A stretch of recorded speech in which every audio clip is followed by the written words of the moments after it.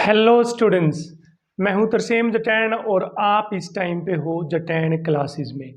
तो चलिए भाई, अभी एग्ज़ाम का टाइम नज़दीक आ रहा है। 12th और 10th के बोर्ड सब स्टार्ट होने जा रहे हैं फैब के अंदर। तो हम 12th क्लास के बच्चों के लिए लेकर आ गए हैं केमिस्ट्री की बहुत ही अच्छी वीडियोस। देखिए, इन वीडियोस के अंदर हम बारी बारी क्या करने वाले मैं आपको बता दूं। हम क्या करेंगे, चैप्टर वाइज रिवीजन करेंगे हम 12th क्लास की केमिस्ट्री का, जिसमें हम आज के वीडियो लेक्चर में करेंगे सॉल्यूशंस चैप्टर को रिवाइज। देखिए, रिवीजन के टाइम पे बस हम थ्योरेटिकल पोर्शन करेंगे आज सॉल्यूशन चैप्टर का। फॉर्मूले कहाँ से आए, कैसे आए, क्या क्वेश्चन पूछा जा सकता है, तो पूरा रिवीजन करेंगे हम आज सॉल्यूशन का इस वीडियो लेक्चर में। इसके बाद जस्ट जो वीडियो लेक्चर आएगा मैं आपको बता दूं, उसमें हम सॉल्यूशन चैप्टर के जो प्रीवियस ईयर क्वेश्चंस हैं जो सीबीएसई ने पूछे हैं, उन सब का सॉल्यूशन लेकर आएंगे आप लोगों के लिए। तो ये ज़रूरी हो गया है कि आप ये वीडियो देखने के बाद अगली वीडियो ज़रूर देखें।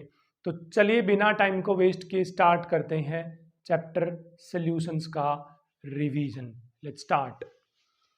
तो देखिए, सॉल्यूशंस बेसिकली हमारे पास दो चीज़ें होती हैं बच्चे सॉल्यूशन के अंदर। एक होता है सोल्यूट और एक क्या होता है, सॉल्वेंट। इनके बारे में हम बात नहीं करेंगे, आप लोगों को मैं बता दूं, पता है हमें सोल्वेंट ज़्यादा अमाउंट में होता है, सोल्यूट कम अमाउंट में होता है। हम डायरेक्टली स्टार्ट करेंगे बच्चे कहाँ से, कंसंट्रेशन ऑफ सोल्यूशन से। देखिए, सोल्यूशन की कंसंट्रेशन को डिफाइन करने के लिए हमारे पास कुछ बेसिक टर्म्स यूज होती हैं। उनमें से एक है बच्चे मोलैरिटी, दूसरी है बच्चे हमारे पास मोलैलिटी, तीसरी है बच्चे हमारे पास नॉर्मेलिटी, चौथी है हमारे पास मोल फ्रैक्शन, मोल फ्रैक्शन, और पांचवी जो आपको याद करनी है वो है बच्चे मास बाय मास परसेंटेज। ये पांच बेसिक टर्म्स हम आज पढ़ने वाले हैं। क्या है, देखिए, मोलैरिटी को कैपिटल एम से डिनोट किया जाता है। ये होती है number of moles of solute, moles of solute divide by volume of solution in litres. जो सोल्यूशन की वॉल्यूम है ना, वो किस में लेनी है आपको, लीटर्स में लेनी है। यूनिट होगी मोलैरिटी की हमारे पास बच्चे क्या, मोल्स पर लीटर। ठीक है, ऊपर मोल से नीचे लीटर है तो पर लीटर। जहाँ की मोलैरिटी को डिनोट किया जाता है स्मॉल एम से। फॉर्मूला होता है इसका हमारे पास number of moles of solute divide by mass of solvent, वो भी किस में, किलोग्राम्स में। तो ये होगा मोलैलिटी। अब मोलैलिटी की जो यूनिट्स होंगी वो हमारे पास होगी moles per KG, moles per KG. नीचे केजी है ना, याद रखिए मोलैलिटी में नीचे सोलवेंट लेना होता है, सोलवेंट। नॉर्मेलिटी किसके इक्वल होती है बच्चे, हमारे पास होती है number of gram equivalents of solute divide by volume of solution in litres. तो जो वॉल्यूम है वो सोल्यूशन किस में लेनी है, लीटर में, और ऊपर लेने हैं हमें ग्राम इक्विवेलेंट्स। नॉर्मेलिटी को निकालने का एक शॉर्ट फॉर्मूला है हमारे पास, normality is equals to N factor into में मोलैरिटी। की मोलैरिटी को यदि हम एन फैक्टर से मल्टीप्लाई कर देंगे तो हमारे पास क्या आ जाएगी, नॉर्मेलिटी आ जाएगी। ठीक है, एन फैक्टर में बता दूं जनरली क्या होता है, एसिड जैसे HCl है तो बताइए कितनी H प्लस देगा, एक H प्लस, तो इसका एक एन फैक्टर है। H2SO4 बताइए कितनी H प्लस देगा, दो, तो इसका एन फैक्टर कितना है, दो। तो एसिड का एन फैक्टर होता है number of replaceable H plus ions. Base का जो एन फैक्टर होता है बच्चे कि उसके अंदर कितने हाइड्रोक्साइड आयन प्रेजेंट है, ये बेस का एन फैक्टर है। जैसे कैल्शियम हाइड्रोक्साइड में कितने हाइड्रोक्साइड आयन बच्चे, दो, तो ये बेस का एन फैक्टर है। जनरली आपको एसिड या बेस ही गिवन होगा।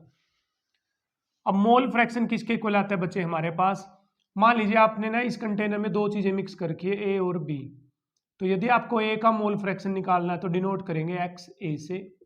ए का मोल फ्रैक्शन होगा नंबर ऑफ मोल्स ऑफ ए लेने हैं आपको ऊपर, नीचे लेना है टोटल मोल। टोटल मोल में किसके मोल आ जाएंगे, ए के मोल, प्लस में किसके मोल आ जाएंगे, बी के मोल। इसी तरह से यदि आपको बी का मोल फ्रैक्शन निकालना है बच्चे तो वो होगा एक्स बी।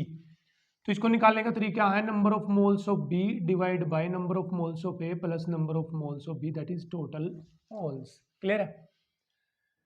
जो टोटल मोल फ्रैक्शंस का सम होता है that is x A plus x B, वो होता है 1। चाहे आप एक से ज्यादा 2, 3, 4, 5 कितने कंपोनेंट मिक्स करें, उन सब के मोल फ्रैक्शन का जो सम आएगा that will always be equal to 1। वो हमेशा किसके इक्वल आएगा? 1 के इक्वल। अब आता है मास बाय मास परसेंटेज। इसका जो फॉर्मूला आता है वो होता है mass of solute divide by mass of solution और इनटू में क्या आ जाएगा 100। ये निकालने का फॉर्मूला है हमारे पास मास बाय मास परसेंटेज। अब बड़े ध्यान से देखिए, यहाँ पर हमारे पास जो मोलैलिटी है बच्चे, इसके अंदर हम क्या कंसीडर कर रहे हैं? मास कंसीडर कर रहे हैं किलोग्राम्स में। तो बताइए क्या मास टेम्परेचर पे डिपेंड करता है? तो आंसर आएगा नहीं। तो इसका मतलब हम ये बोल सकते हैं कि जो मोलैलिटी होती है वो इंडिपेंडेंट होती है टेम्परेचर की। एक नंबर का ये क्वेश्चन आपसे पूछा जा सकता है कि which of the following is independent of temperature, इनमें से कौन टेम्परेचर का इंडिपेंडेंट है? तो वो कौन है? मोलैलिटी। तो चलिए नेक्स्ट पॉइंट की तरफ प्रोसीड करें। देखिए मैं बता दूं, यहाँ पर हम इस वीडियो लेक्चर में सिर्फ थियोरिटिकल कंसेप्ट करेंगे। किसी भी तरह का कोई न्यूमेरिकल क्वेश्चन आज हम नहीं करेंगे। एक बार थ्योरी को क्लियर कर लेंगे तो साथ साथ में इसकी जो न्यूमेरिकल वीडियो है या जो क्वेश्चन सीबीएसई एचबीएसई ने पूछे गए हैं पिछले किसी भी साल में, वो हम सोल्व करेंगे इससे अगले वीडियो लेक्चर में। तो आपको पेशेंस रखना पड़ेगा थोड़ा सा। चलिए भाई, सोल्युबिलिटी क्या आती है कि कोई सोल्यूट किसी पार्टिकुलर सोलवेंट के अंदर कितना डिजोल्व होता है और डिजोल्व होकर वो बना लेता है सोल्यूशन, ये क्या कहलाते हैं? उसकी सोल्युबिलिटी। कि amount of solute dissolved in any particular solvent at any particular temperature, वो कितना डिजोल्व हो रहा है। देखिए अब यहाँ पर दो बातें होती हैं बच्चे। यदि डिजोल्यूशन का प्रोसेस, किसका? डिजोल्यूशन का प्रोसेस एंडोथर्मिक है। कैसा है? एंडोथर्मिक। मतलब घुलने के लिए किसी चीज को एनर्जी चाहिए, तो इसका मतलब वहां पर टेम्परेचर इंक्रीज करने से जो सोल्यूबिलिटी है, सोल्यूबिलिटी वो क्या करेगी बच्चे? इंक्रीज करेगी। बट यदि डिसोल्यूशन का प्रोसेस है हमारे पास एक्सोथर्मिक, तो वहां पर जो सोल्यूबिलिटी है टेम्परेचर इंक्रीज करने से वो क्या करेगी? डिक्रीज करेगी। और एक रूल है केमिस्ट्री में, वो क्या है? वो है हमारे पास लाइक डिसॉल्व्स लाइक, कि जो जैसा है वो वैसे को ही अपने अंदर क्या करेगा बच्चे? डिसॉल्व करेगा। जैसे पोलर सोलवेंट है तो वो पोलर या फिर आयनिक चीजों को अपने अंदर डिसॉल्व करेगा। जैसे पानी ना पोलर होता है तो उसके अंदर नमक वगैरह इजीली डिसॉल्व हो जाते हैं, बट हाइड्रोकार्बन्स उसमें डिसॉल्व नहीं होते क्योंकि उनका नेचर पोलर नहीं होता। क्लियर है कहानी यहाँ पर? तो चलिए हम सोल्युबिलिटी की बात कर ही रहे हैं तो हम यहाँ पर किसकी बात करेंगे? जनरली गैस की सोल्युबिलिटी की बात करेंगे। किसकी? गैस की सोल्युबिलिटी की। ठीक है, गैस की सोल्युबिलिटी की। किसके अंदर? इन लिक्विड्स, कि लिक्विड के अंदर गैस किस तरह से डिसॉल्व होती है या नहीं होती। तो आप खुद से सोचो, क्या लिक्विड के अंदर गैस डिसॉल्व होगी? मैंने पानी लिया, उसमें स्ट्रो डाली और CO2 ब्लो कर रहा हूँ मैं उसके अंदर, तो CO2 गुड़ गुड़ गुड़ गुड़ गुड़ गुड़ करके कहाँ आ जाएगी? बाहर। तो इसका मतलब CO2 डिसॉल्व नहीं होती। तो इसका मतलब यदि गैस को मैं डिसॉल्व करना चाहता हूँ लिक्विड के अंदर तो मेरे को क्या करना पड़ेगा? तो यहाँ पर आया एक हेनरी लॉ बच्चे। कौन सा लॉ आया? Henry law. इंपॉर्टेंट अभी मैं बता दूं यहाँ पर सारी चीजें क्या है क्या नहीं है। हेनरी क्या बोला? एक काम करो, तुम ना मान लो ये लिक्विड है, ठीक है, क्या है ये? लिक्विड है, और इसके अंदर तुम ये गैस डिसॉल्व करना चाहते हो, ये है गैस। तो पता है आप क्या करो? बोला, हम बोले क्या करें? बोला इसके ऊपर ना प्रेशर लगा दो। आप क्या लगा दो? प्रेशर। जैसे ही आप प्रेशर लगाओगे तो जो गैस है इसके अंदर ना डिसॉल्व होने लग जाएगी। मीन्स हाई प्रेशर करने पर गैस आसानी से डिसॉल्व हो जाएगी। तो इसका मतलब इस लिक्विड के अंदर कितनी अमाउंट गैस की डिसॉल्व होगी वो किस पे डिपेंड करेगी? प्रेशर पे। तो इसका मतलब यहाँ से क्या निकल आया कि यदि मैं यहाँ पर, या इसको उल्टा भी बोल सकते हो तुम लोग, यदि इसके अंदर ज़्यादा अमाउंट में गैस घुली होगी ना तो वो वापस इसके ऊपर उतना ही ज़्यादा प्रेशर लगाएगी। पार्शियल प्रेशर बोलेंगे हम उसको। जैसे कोल्ड ड्रिंक में नहीं होता कोल्ड ड्रिंक में यदि गैस ज़्यादा डिजोल्व हो रखी है तो वो उतना ही ज़्यादा कोल्ड ड्रिंक पे प्रेशर लगाएगी। क्लियर है ना कहानी यहाँ पर। तो मैं बोल सकता हूँ कि जो लगने वाला प्रेशर है ये डायरेक्टली प्रोपोर्शनल होगा amount of gas dissolve in that liquid, और वो ले लेंगे हम मोल फ्रैक्शन से। मतलब इसके अंदर जो गैस की अमाउंट डिजोल्व हुई है ना उसको हम डिनोट करेंगे मोल फ्रैक्शन ऑफ गैस के ए से। ए कोई गैस है और एक्स उसका मोल फ्रैक्शन है। तो यहाँ पर जितना ज़्यादा प्रेशर लगाऊंगा उतने ही मोल घुलेंगे, या इसको उल्टा बोल लो कि यहाँ पर जितने मोल घुले होंगे वो उतना ही ज़्यादा पार्शियल प्रेशर लगाएंगे। P is directly proportional to X A. ठीक है, अब इसको हटाएंगे तो बच्चे क्या आ जाएगा हमारे पास, P is equal to K H into में एक्स ए। अब ये है हेनरी लो बच्चे। कौन सा लो है बच्चे, ये Henry law. P is equal to K H x A. Mind में बैठा लो भाई, जब हम अगले वीडियो लेक्चर में यहाँ पर न्यूमेरिकल्स करेंगे तो फॉर्मूला मैं आपसे पूछने वाला हूँ। जहाँ पर जो के एच है बच्चे वो क्या है, हेनरीज कांस्टेंट। क्या है बच्चे, हेनरीज कांस्टेंट। क्लियर है कहानी यहाँ तक की? हाँ जी सर बिल्कुल क्लियर है। अब यहाँ पर एक ना ग्राफ बना सकते हैं हम लोग प्रेशर और मोल फ्रैक्शन ऑफ गैस के बीच में। Let's draw. देखिए यहाँ पर मैं ले लूँ प्रेशर, यहाँ पर ले लूँ मैं मोल फ्रैक्शन। तो ये ग्राफ जो मैच होगा ना ये y equal to M x के साथ मैच हो रहा है। देखो मतलब x एक्सिस पे आप मोल फ्रैक्शन ले लो, y एक्सिस पे आप प्रेशर ले लो। जो स्लोप है इसका वो किसके इक्वल आएगा, हेनरीज कांस्टेंट के इक्वल आएगा।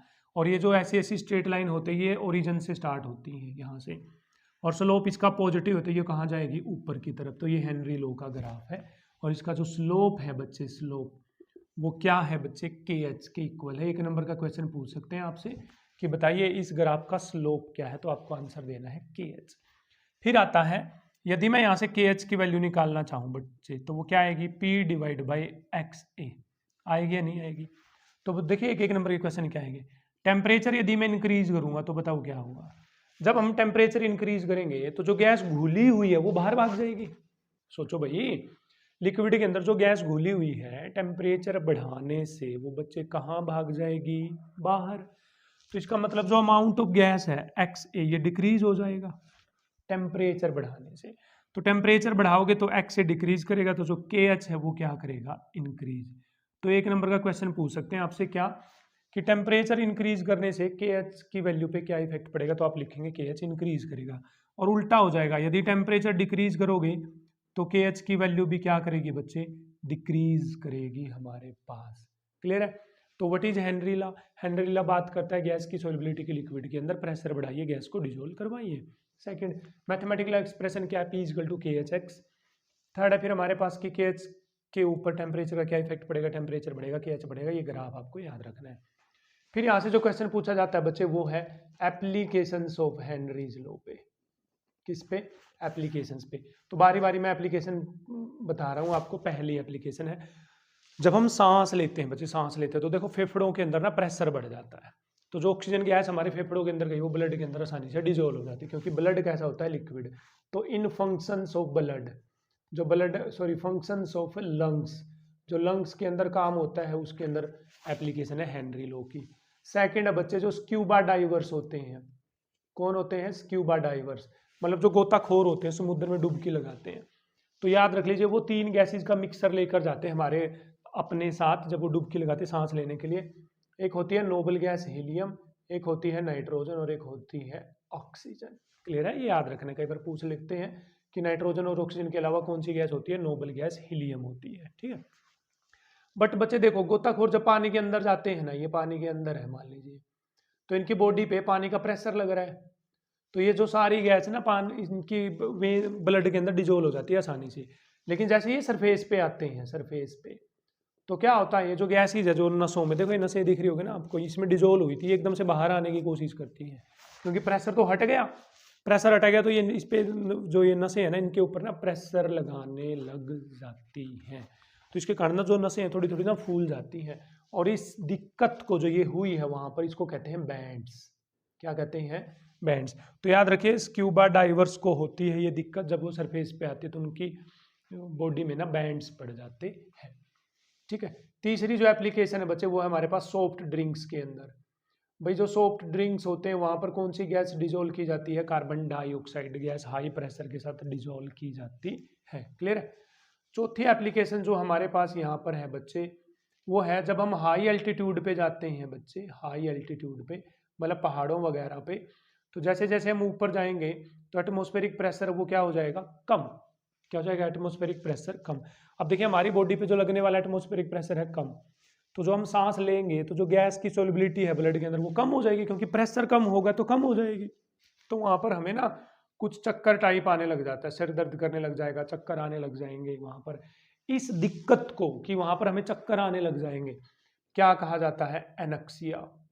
क्या कहते हैं बच्चे, एनक्सिया। तो ये एक एक नंबर के क्वेश्चन है, 4-5 मैंने जो करवाए हैं आपको।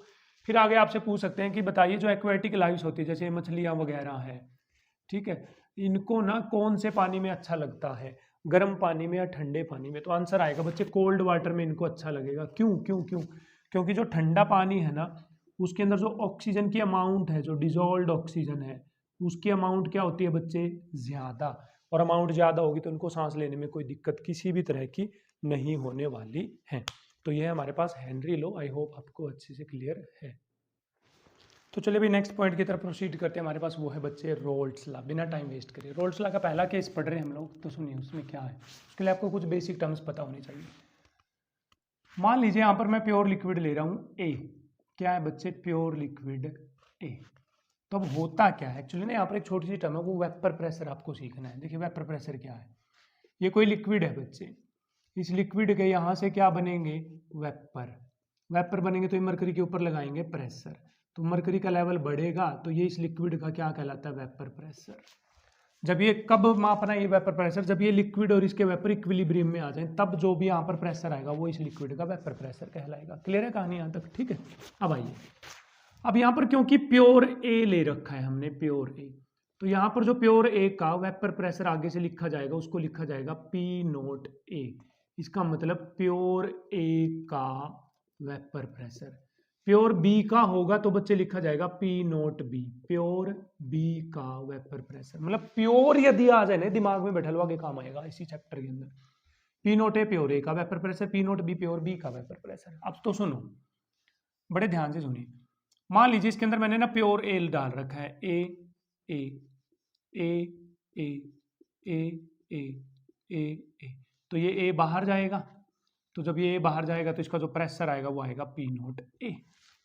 अब मैं क्या कर रहा हूँ, रोल्ट लॉ के पहले केस के अंदर इसमें ना नॉन वोलेटाइल सोल्यूट ऐड कर रहा हूँ मैं। क्या ऐड कर रहा हूँ बच्चे, non volatile solute. Non volatile solute क्या होते हैं, जो नहीं उड़ते, मतलब इवेपोरेट नहीं होते, जो आसानी से नहीं उड़ते वो नॉन वोलेटाइल सोल्यूट होते। तो मान लेता हूँ मैं वो बी ऐड कर रहा हूँ इसके अंदर, बी।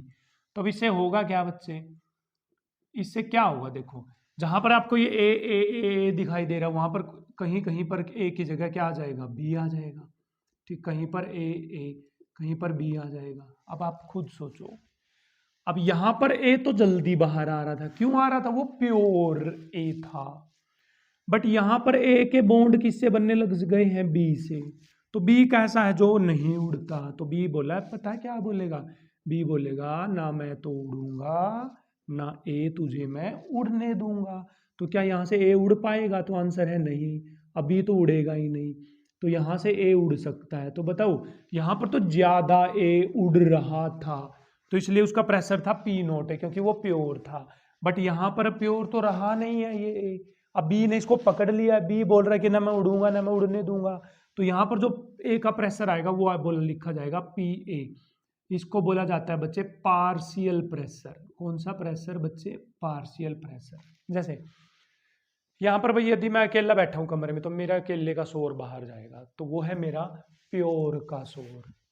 बट यदि यहाँ पर अलग अलग लोग बैठे हैं तब मेरा थोड़ा बहुत शोर बाहर जाएगा, तो वो कहलाएगा पार्शियल शोर मेरा। ठीक है ना, मिक्सचर में पार्शियल होता है और प्योर का प्योर होता है।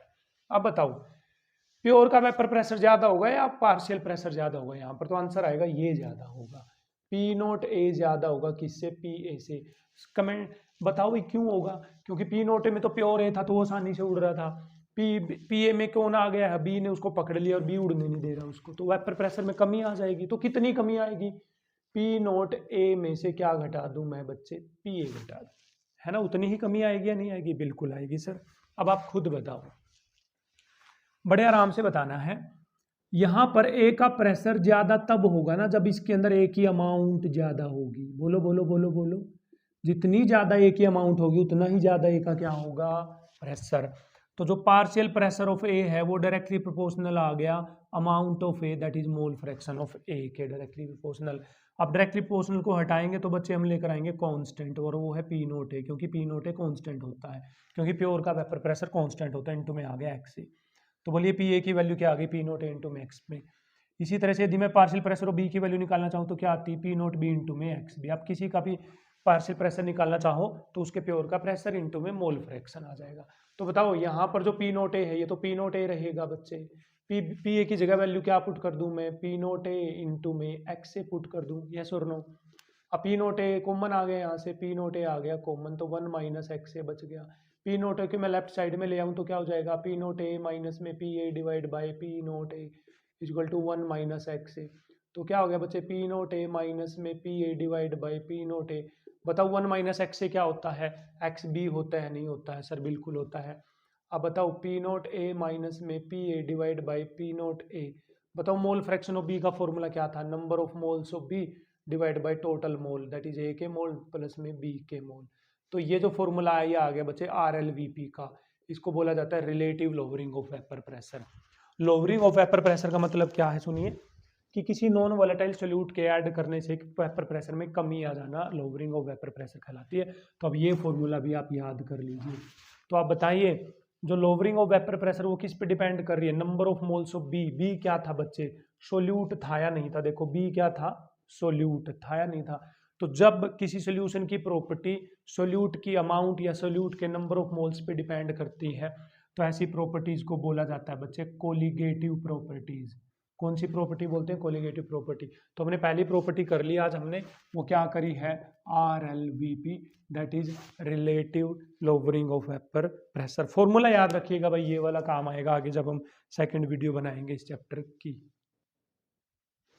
तो चलिए भी रोल्टला के हम सेकंड केस पे आ जाते हैं, जहां पर हमें लिक्विड को मिक्स करके सोल्यूशन बनाना और देखना कि रोल्टला क्या है। तो सुनिए बच्चे, ये यहाँ पर ले लेता हूँ मैं लिक्विड ए, यहाँ पर ले लेता हूँ मैं बच्चे लिक्विड बी। क्लियर है कहानी। तो बताइए लिक्विड ए का जो पार्शियल प्रेशर होगा वो सॉरी प्योर का प्रेशर होगा वो होगा पी नोट ए, इसके प्योर का जो प्रेशर होगा वो होगा पी नोट बी। अब इन दोनों को कर रहा हूँ मैं बच्चे मिक्स करने के बाद क्या हो जाएगा, ए और बी आपस में मिक्स हो जाएंगे, बी और ए आपस में मिक्स हो जाएंगे। तो यहाँ पर जो ए का प्रेशर आएगा वो आएगा पी ए, यहाँ पर जो बी का पार्शियल प्रेशर आएगा वो आएगा बच्चे पी बी। क्लियर है कहानी यहाँ तक की, ठीक है। अब बताइए हमने क्या पढ़ा था, जो पार्शियल प्रेशर ऑफ ए होता है वो किसके को लाएगा बच्चे, पी नोट ए इंटू में क्या आएगा x A. Partial pressure of B किसके को लाएगा बच्चे, पी नोट बी इंटू में क्या आएगा एक्स बी। उससे पहले आप सोचिए ये प्योर ए है और ये प्योर बी है, दोनों कैसे हैं, वोलेटाइल। वोलेटाइल मतलब जो आसानी से वेपर बना लेंगे, लेकिन इनमें से किसी एक का तो वेपर प्रेशर ज्यादा होगा, या तो ए का होगा या बी का होगा। तो हमें मानना पड़ेगा ना किसका वेपर प्रेशर ज्यादा होगा। तो मैंने मान लिया कि पी नोट एक जो ज़्यादा है किससे, पी नोट बी से। ये मैं एज्यूम कर रहा हूँ भाई टोटली, आप इससे उल्टा भी एज्यूम कर सकते हैं। अब बताइए इस मिक्सचर के अंदर ए का पार्शियल प्रेशर है पी ए, बी का पार्शियल प्रेशर है पी बी। तो बताइए पी टोटल किसके इक्वल होगा बच्चे, तो पी टोटल आएगा बच्चे पी ए प्लस में पी बी के इक्वल। अच्छा पी ए की वैल्यू पुट करो तो क्या आ गई बच्चे, पी नोट ए इंटू में एक्स ए। पी बी की वैल्यू पुट करो बच्चे, क्या आ गई, पी नोट बी इंटू में क्या आ गई है एक्स बी। तो चलें अब क्या मैं एक्स ए को 1 माइनस एक्स बी लिख सकता हूँ, तो आंसर है हाँ, पी नोट ए इसकी जगह रख दिया मैंने 1 माइनस एक्स बी प्लस में पी नोट बी इंटू में x B equal to multiply कर दो भाई अंदर, पी नोट ए माइनस में पी नोट ए इंटू में x B plus P note B into में एक्स बी। चलिए भाई पी नोट ए यहाँ से क्या कॉमन आ रहा है चेक करो, एक्स बी कॉमन आ रहा है ना, तो मैंने ले लिया एक्स बी कॉमन। यहाँ प्लस इसलिए लिया ताकि मैं माइनस के टर्म को पीछे लिख सकूँ, तो एक्स बी कॉमन आएगा तो यहाँ पर बच गया P note B. P note A minus का तो ये आ जाएगा बच्चे पीछे पी नोट ए, ये आ गया बच्चे पी टोटल, क्या आ गया है पी टोटल। क्लियर है। अब आगे चलते हैं हम लोग, इसकी जगह मैं एक्स बी की जगह भी तो 1 माइनस एक्स से पुट कर सकता था, तो चलो यहीं से मैं इसको रीअरेंज कर रहा हूँ, पी नोट ए इंटू में एक्स ए। अब की बार मैं क्या करूँ, P note B x B की जगह 1 माइनस एक्स से पुट कर दूँ मैं। क्लियर है। तो चलो भाई पी नोट ए इंटू में एक्स ए, पी नोट बी के अंदर मल्टीप्लाई करो तो क्या हो जाएगा, पी नोट बी माइनस में पी नोट बी इंटू में एक्स ए। ठीक है, क्लियर है कहानी। अब मैं क्या करूं बच्चे, यहाँ पर पी नोट बी को तो रख लूँ मैं आगे, अब प्लस प्लस प्लस। अब इनमें से कुछ कॉमन आएगा, देखो इसमें से और इसमें से कुछ कॉमन आ रहा है, तो आ रहा है एक्स ए कॉमन। अब प्लस की टर्म को लिखूंगा मैं आगे पी नोट ए, माइनस की टर्म को लिखूंगा मैं पीछे, तो पे हो गया पी नोट बी। तो ये इक्वल टू आ गया बच्चे फिर से पी टोटल के इक्वल। तो ये एक्सप्रेशन आ गया हमारे पास ये। चलिए अब हम इसका ग्राफ बनाने की कोशिश कर रहे हैं बच्चे, हम क्या से आएगा ग्राफ। तो देखें मैंने ना ग्राफ बनाने के लिए काम किया, यहाँ पर ना कुछ इस तरह से ले लिया एक लाइन, ये एक्स एक्सिस है बच्चे और ये वाई एक्सिस है। कौन सी एक्सिस है बच्चे, ये वाई एक्सिस। यहाँ पर ले लिया मैंने इस पॉइंट पे एक्स इज इक्वल टू तो 1 है और x B is equal to 0। मतलब इस पॉइंट के ऊपर इस पॉइंट पे ए तो है लेकिन बी नहीं है, और इस पॉइंट पे बच्चे एक्स ए तो 0 है और एक्स बी कितना है बच्चे 1। ठीक है, तो बड़े ध्यान से समझो, एक्स ए को 1 पुट करो, एक्स बी को 0 पुट करो। ये लो एक्स ए को करो 1 पुट 1, तो पी ए किसके इक्वल हो जाएगा, पी नोट ए के। तो यहाँ पर जो प्रेशर आएगा वो किसके कारण आएगा, सिर्फ, अरे बच्चे बड़े ध्यान से समझो, इस पॉइंट पे बी तो है ही नहीं, बी नहीं है तो सिर्फ ए के कारण प्रेशर होगा, और सिर्फ ए के कारण प्रेशर होता है वो क्या होता है, पी नोट ए। तो मैंने ये पॉइंट मान लिया यहाँ पर पी नोट ए, यहाँ तक आ गया। ठीक, अब इस पॉइंट पे आ जाओ, इस पॉइंट पे ए तो है ही नहीं, बी है सिर्फ, तो बी के कारण प्रेशर होगा, और जो बी के कारण प्रेशर होगा सिर्फ बच्चे वो क्या होगा, पी नोट बी। अब पी नोट बी यहाँ नीचे आएगा या पी नोट बी ऊपर आएगा इस पी नोट ए से, ये डिपेंड करेगा हमने माना क्या था। पी नोट ए ज्यादा है पी नोट बी से, पी नोट ए ज्यादा पी नोट बी से, तो पी नोट बी नीचे लेना पड़ेगा। ठीक है, अब जैसे जैसे आप लेफ्ट से राइट की तरफ आओगे तो क्या होगा, तो सुनो, एक्स बी बढ़ रहा है, देखो एक्स बी बढ़ रहा है, 0 से हो रहा है 1, हो रहा नहीं हो रहा, तो बोलो एक्स बी बढ़ेगा, तो ये बढ़ेगा बढ़ेगा बढ़ेगा बढ़ेगा, तो पी बी तो बढ़ेगा। तो ये लो भाई, एक्स बी बढ़ेगा तो पी बी बढ़ेगा, पी बी बढ़ेगा, पी बी बढ़ेगा, पी बी बढ़ेगा, पी बी बढ़ेगा, पी बी बढ़ेगा, पी बी बढ़ेगा, पी बी बढ़ेगा। पी बी कितना बढ़ सकता है, जब एक्स बी मैक्सिमम हो जाएगा, एक्स बी मैक्सिमम कितना होगा 1, तो पी बी हो जाएगा मैक्सिमम पी नोट बी, तो ये यहाँ तक बढ़ेगा, है ना। तो एक लाइन आ गई हमारे पास ये वाली।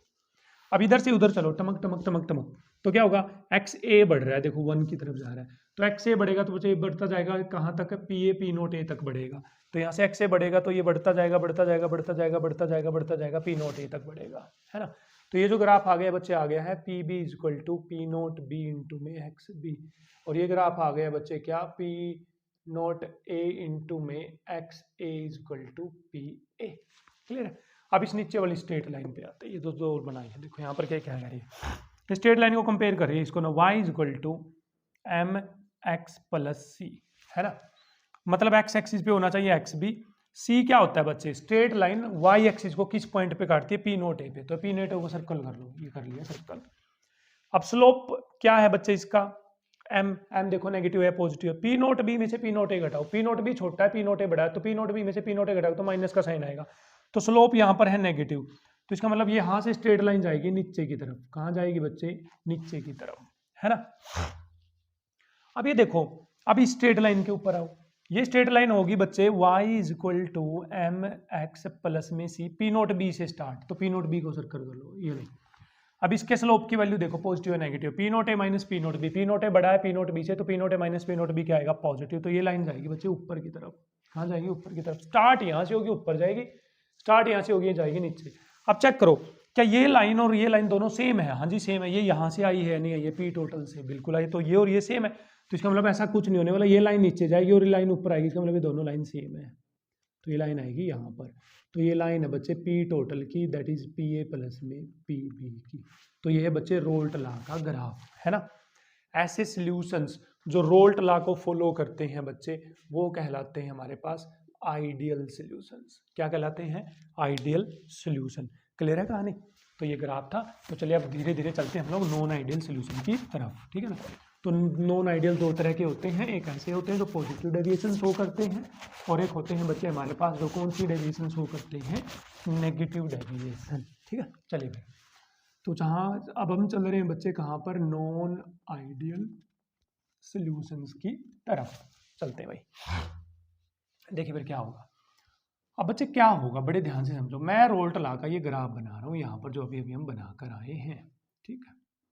ये ग्राफ है भाई रोल्ट लॉ का, ठीक है।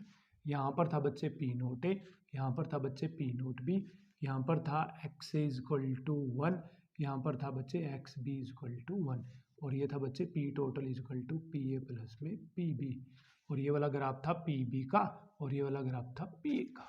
अब बड़े ध्यान से समझो, यदि मैं बच्चे ए को और बी को मिक्स करके ए बी या बी ए बनाऊंगा तो यहाँ पर दो केस हो सकते हैं। पहला, क्या पता ऐसा हो जाए कि ये जो अट्रैक्शन है ए और ए की ये स्ट्रोंग है, और बी की अट्रैक्शन भी क्या है, स्ट्रोंग, लेकिन ए बी की अट्रैक्शन क्या है, वीक। मतलब बी ए की अट्रैक्शन क्या है, वीक। मतलब मैं किसी सोलवेंट को किसी लिक्विड को दूसरे में मिक्स करूं, उसकी दूसरे के साथ बिल्कुल भी ना बने जाए। खुद के साथ तो अच्छी बन रही थी, खुद के साथ तो अच्छी बन रही थी, खुद के साथ तो अच्छी बन रही थी, लेकिन उसके साथ अच्छी नहीं बन रही। तो बोलो, मिक्स होने के बाद ये जो ए है ये जल्दी बाहर जाएगा या नहीं जाएगा? क्यों? क्योंकि इनके बीच में जो अट्रैक्शन है ये वीक है। तो बताइए, मिक्स होने के बाद जो ये बी है ये जल्दी बाहर जाएगा नहीं जाएगा? क्यों? क्योंकि इनके बीच में अट्रैक्शन क्या है, वीक है। तो बताओ, जब मैं ए और बी को मिक्स करूंगा तो ए तो जल्दी बाहर जाएगा, तो इसका मतलब जो पार्शियल प्रेशर ऑफ ए है वो क्या करेगा, इंक्रीज करेगा।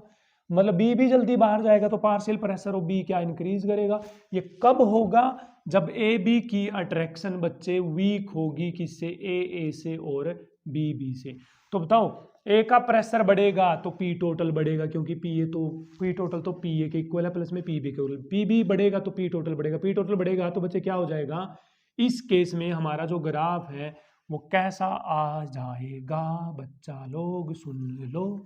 तो मैं इधर बना रहा हूँ उस ग्राफ को, आप देखिए। तो ये पी टोटल का ग्राफ था ना, तो जब ये पी टोटल बढ़ जाएगा, पी ए बढ़ेगा पी बी बढ़ेगा तो पी टोटल बढ़ेगा, तो ये ग्राफ आएगा बच्चे ऊपर से ऐसे आएगा।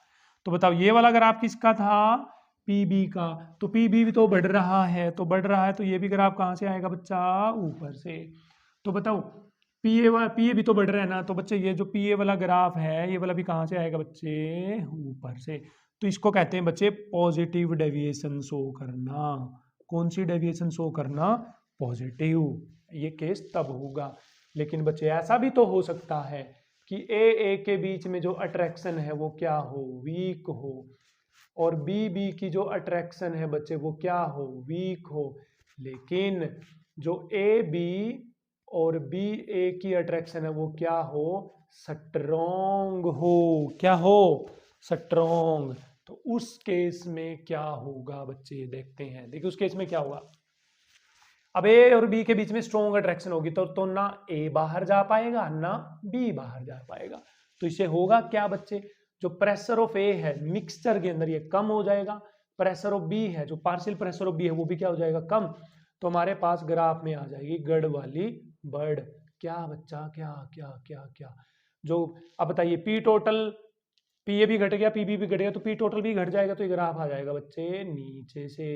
अब बताइए, जो पी ए का ग्राफ था, सॉरी पी बी का ग्राफ था, अब पी बी तो घट रहा है ना मिक्स होने के बाद, तो ये भी ग्राफ कहाँ से आ जाएगा बच्चे, नीचे से।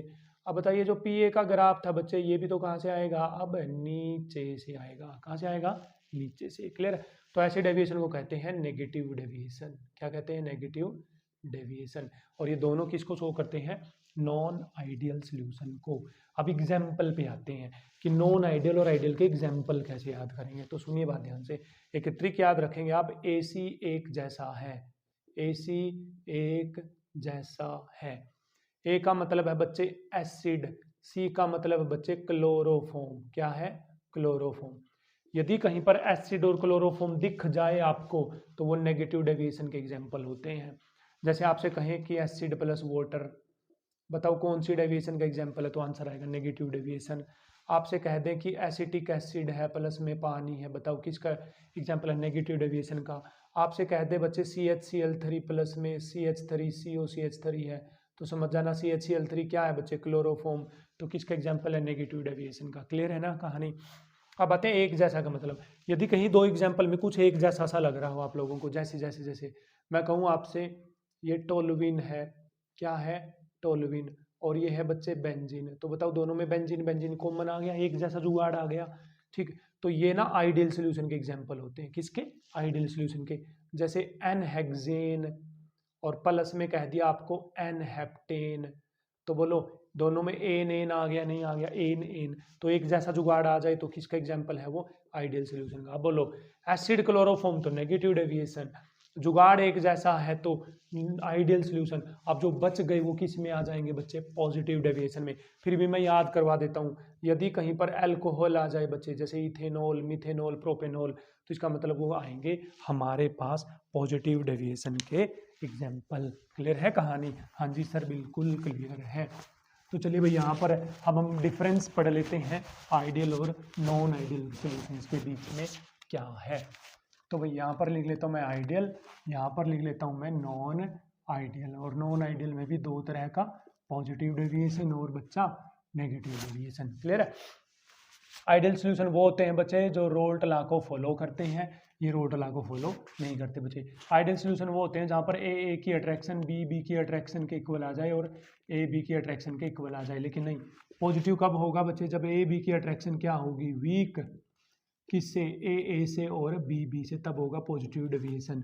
नेगेटिव डेविएशन कब होगा बच्चे, जब ए बी की अट्रैक्शन क्या हो जाएगी, स्ट्रॉन्ग, किससे, ए से और किससे, बी से, तब आएगा नेगेटिव डेविएशन का एग्जाम्पल बच्चे। रोड आइडियल सोल्यूशन के अंदर क्या होता है, जो डेल्टा एच होता है वो आएगा zero, change in energy zero आएगा। अब देखो ये कैसे याद करोगे, पॉजिटिव है तो डेल्टा एच आएगा बच्चे पॉजिटिव, नेगेटिव है तो बच्चे डेल्टा एच आएगा क्या, नेगेटिव। क्लियर है? आइडियल सोल्यूशन के अंदर बच्चे तो चेंज इन वॉल्यूम वो आएगा जीरो। अब पॉजिटिव डेविएशन में यदि है तो चेंज इन वॉल्यूम आएगा पॉजिटिव, नेगेटिव है तो बच्चे चेंज इन वॉल्यूम आएगा बच्चे क्या, नेगेटिव। क्लियर है? फिर आता है हमारे पास इसके एग्जाम्पल, आपको मैंने ट्रिक से बताई दी है। फिर आता है बच्चे हमारे पास एजियोट्रॉप्स। कौन आता है, एजियोट्रॉप्स। आइडियल सोल्यूशन एजियोट्रॉप नहीं बनाते, ideal solutions do not form azeotropes. क्या नहीं बनाते, आइडियल सोल्यूशन एजियोट्रॉप्स नहीं बनाते, लेकिन पॉजिटिव डेविएशन और नेगेटिव डेविएशन मतलब नॉन आइडियल एजियोट्रॉप बनाते हैं। अब एजियोट्रॉप समझ लेते हैं, छोटा सा टॉपिक है, क्या होता है हमारे पास। कौन, एजियोट्रॉप्स। Let's try. अब देखिए एजियोट्रॉप क्या होते हैं, ये मिक्सचर होने के बाद भी एक फिक्स टेम्परेचर पे, किस पे, फिक्स टेम्परेचर पे क्या करते हैं बच्चे, बॉयल करते हैं। ठीक, इसलिए इनको कांस्टेंट बॉइलिंग मिक्सचर कहते हैं। जैसे बच्चे अब मिक्सचर हो गया ये ए बी और बी ए का। अब बताओ जितने टेम्परेचर पे ये बॉन्ड टूटेगा उसी टेम्परेचर पे बी बाहर जाएगा और उसी टेम्परेचर पे क्या जाएगा, ए बाहर। मिक्सचर है ना, तो इसलिए इनको कहते हैं ऐसे मिक्सचर जो मिक्सचर होते हुए भी एक फिक्स टेम्परेचर पे बॉयल करते हैं, उनको कहते हैं एजियोट्रॉप्स। क्लियर है? तो एजियोट्रॉप्स कब बनते हैं मैं बता दूं आप लोगों को, एक फिक्स कंपोजिशन पे बनते हैं। जैसे आपने ना अभी पॉजिटिव डेविएशन का एग्जाम्पल लिया था, ध्यान हो तो यहाँ पर ग्राफ आया था कुछ इस तरह से। तो बोलो जो ये पीक वाला पॉइंट है ना बच्चे, पीक वाला पॉइंट, ये जब नीचे लाओगे आप लोग यहाँ पर, तो यहाँ पर कुछ तो ए की अमाउंट होगी और यहाँ पर कुछ किसकी अमाउंट पड़ी होगी, बी की। तो जब आप ए की इतनी अमाउंट, बी की इतनी अमाउंट मिक्स करते हो तो तब जाके क्या बनता है, एजियोट्रॉप। पीक वाला पॉइंट लेना पॉजिटिव डेविएशन में। तो सर नेगेटिव डेविएशन में क्या करना है, नेगेटिव डेविएशन में बच्चे आपको सबसे जो डीप वाला पॉइंट है ना वो लेना है। तो दो तरह के एजियोट्रॉप बनते हैं, पॉजिटिव डेविएशन से और किससे, नेगेटिव डेविएशन से। अब बताओ इस एजियोट्रॉप का जो वेपर प्रेशर था ना इस साइड में, वेपर प्रेशर सबसे ज्यादा है।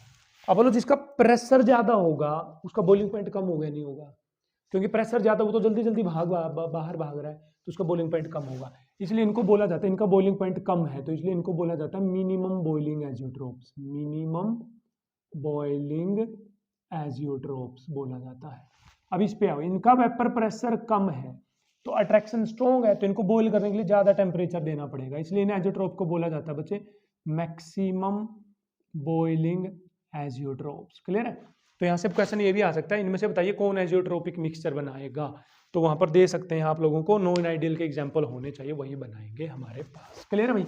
ये था हमारे पास रोल्ट लॉ, आप लोग ध्यान से समझ लेंगे। क्लियर है? अब आगे चलते हैं हम कोलिगेटिव प्रॉपर्टीज पे की तरफ। एक कोलिगेटिव प्रॉपर्टी हम कर चुके हैं, फॉर्मूला हम पीछे पढ़ चुके हैं। अब हम अगली कोलिगेटिव प्रॉपर्टी की तरफ प्रोसीड करें, वो है बच्चे एलिवेशन इन बॉइलिंग पॉइंट। क्या है? Elevation in boiling point. तो सुनिए ध्यान से, बॉइलिंग पॉइंट क्या होता है पहले समझ लेते हैं। जब ये कोई लिक्विड है, मान लीजिए इसको मैं वेपराइज करूंगा, जब इसका वेपर प्रेशर, जब किसी लिक्विड का वेपर प्रेशर एटमॉस्फेरिक प्रेशर के इक्वल हो जाए, तो उस टेम्परेचर को, जिस टेम्परेचर पे ऐसा हो रहा है कि उसका वेपर प्रेशर एटमॉस्फेरिक प्रेशर के इक्वल आ रहा है, तो वो टेम्परेचर कहलाता है उसका बॉइलिंग पॉइंट। क्लियर है? क्या कहलाता है? Boiling point. अब बड़े ध्यान से समझिए, ये ना प्योर वाटर है बच्चे। क्या है ये? Pure water. कितने पे बॉईल हो रहा है? 100 पे। यदि मैं इसके अंदर बच्चे क्या डाल दूंगा? नमक। तो क्या करेगा बच्चे? नमक कैसा है? नॉन वोलेटाइल सोल्यूट है। कैसा है? Non volatile solute. तो नमक पानी के मोलिक्यूल को पकड़ लेगा और क्या बोलेगा? ना मैं उड़ूंगा ना मैं उड़ने दूंगा। तो क्या बताओ, नमक डालने के बाद ये जो पानी क्या 100 पे बॉईल करेगा? तो आंसर है नहीं, ये 100 से ज्यादा पे बॉईल करेगा। या तो 100 101 पे करेगा बॉईल, या 102 पे।